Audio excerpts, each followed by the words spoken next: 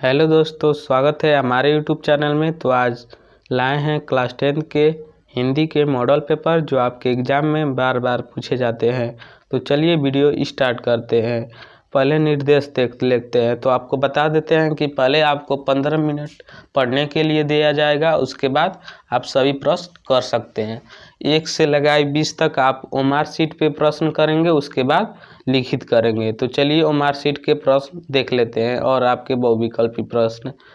तो आपका पहला प्रश्न है, बाबू गुलाब राय किस युग के लेखक हैं? तो बाबू गुलाब राय आपके द्विवेदी युग के लेखक हैं। तो आपका सही ऑप्शन हो जाएगा बी।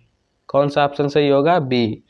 आपका अगला प्रश्न है, चिंतामणि किस विधा की रचना है? तो चिंतामणि आपकी विधा है नाटक और इसके लेखक है जयशंकर प्रसाद। आपका अगला प्रश्न है, गब्बर किसकी रचना है? तो गब्बर आपकी रचना है मुंशी प्रेमचंद और यह किस विधा की रचना अगर पूछ लेगा तो ये उपन्यास है। आपका कौन सा ऑप्शन सही होगा? ए। आपका अगला प्रश्न है, शुक्ल युग की समय अवधि है? तो शुक्ल युग की समय अवधि होती है 1919 से 1938 तक। तो आपका सही ऑप्शन हो जाएगा बी। आपका अगला प्रश्न है, नीड़ का निर्माण फिर किस विधा की रचना है? तो नीड़ का निर्माण फिर आत्मकथा की रचना है और इसके लेखक हैं हरिवंश राय बच्चन। तो आपका सही ऑप्शन हो जाएगा बी। आपका अगला प्रश्न है, प्रिय प्रियवास किस युग की रचना है? तो प्रिय प्रियवास आपकी द्विवेदी युग की रचना है। तो इसके लेखक है इस किसकी रचना है? तो द्विवेदी युग की रचना है। आपका सही ऑप्शन होगा ए।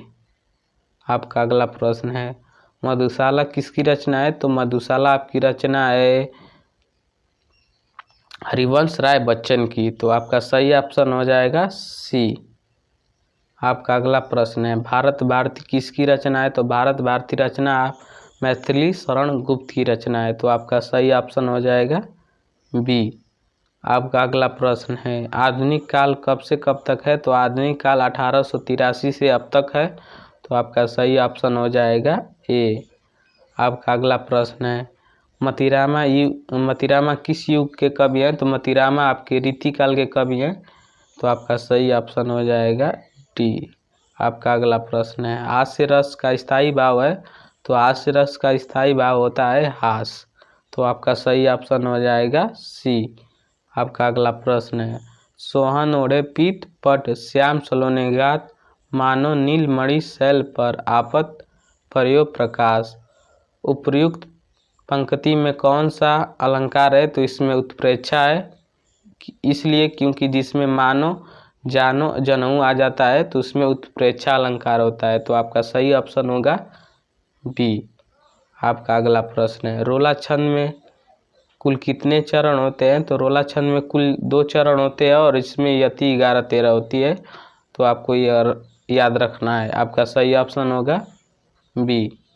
आपका अगला प्रश्न है, आकर्षक शब्द में किस उपसर्ग का प्रयोग किया गया है? तो आकर्षक शब्द में अ प्लस कर्षण का प्रयोग किया गया है। तो इसका सही ऑप्शन हो जाएगा डी। आपका अगला प्रश्न है, रचना के आधार पर वाक्य के कितने भेद होते हैं? तो रचना के आधार पर आपके 3 भेद होते हैं। तो आपका सही ऑप्शन होगा डी। आपका अगला प्रश्न है, पीताम्बर में कौन सा समास है? तो आप जानते हैं कि जिस समास में देवी देवता के नाम आ जाते हैं तो उसमें बहुब्रीहि समास होता है। तो आपका सही ऑप्शन होगा सी। आपका अगला प्रश्न है, आंसू का तत्सम रूप है? तो आंसू का तत्सम रूप है अश्रु। तो आपका सही ऑप्शन हो जाएगा ए।